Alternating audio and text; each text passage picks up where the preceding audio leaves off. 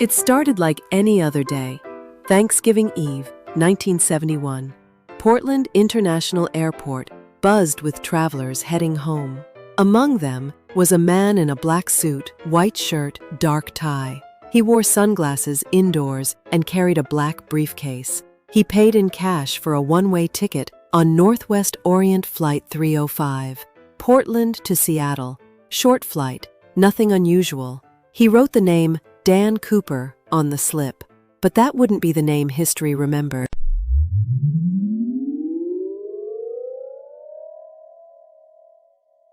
The Boeing 727 took off at 2:50 p.m.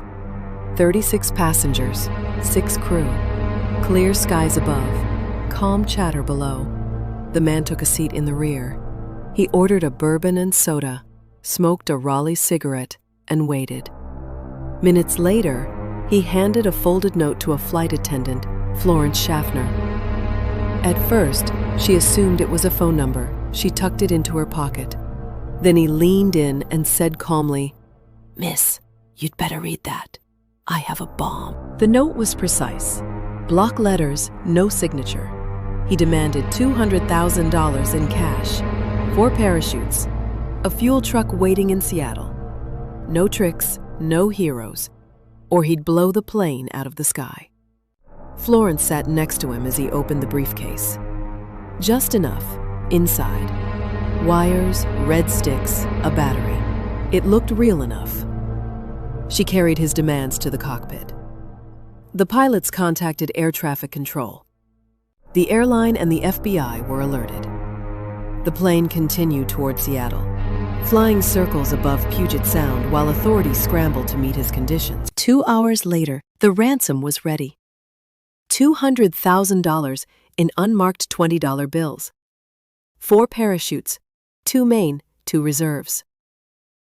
Flight 305 landed in Seattle at 5:24 p.m. The sky was dark.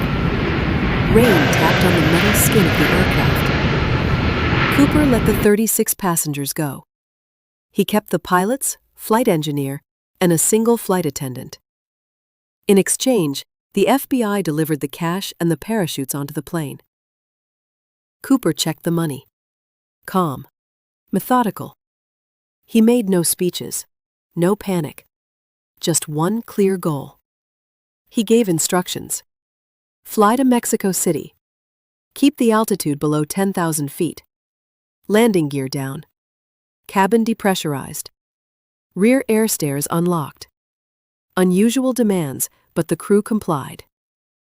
At 7:40 p.m., the plane took off again, heading south into storm clouds. Somewhere over southwestern Washington, flying low over forests and rivers, he opened the rear stairs and jumped. Mid-air, in darkness and rain, with a parachute strapped to his back and a bag of money tied to his body, he leapt. No one saw him jump. No one saw him land. When the plane touched down safely in Reno, Nevada, the air stairs were open. The cabin was empty. D.B. Cooper, gone. Just a necktie left behind on seat 18E. 8 cigarette butts. A handful of fingerprints. That was all. The FBI launched one of the largest manhunts in American history. They searched the woods near Ariel, Washington, where radar suggested he might have landed. Helicopters, ground crews, dogs, nothing. No parachute, no body, no trace.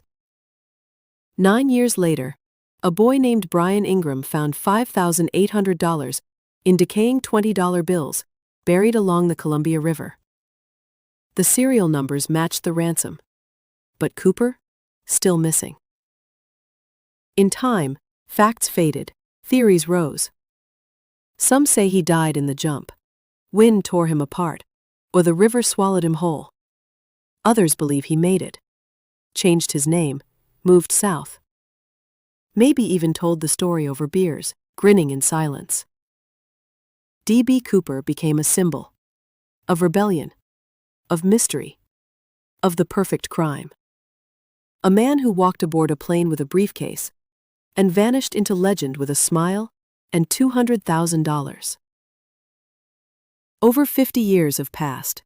The case remains unsolved. No charges, no body, no confession. Just a name etched in history. And a question that still floats in the wind. Who was D.B. Cooper?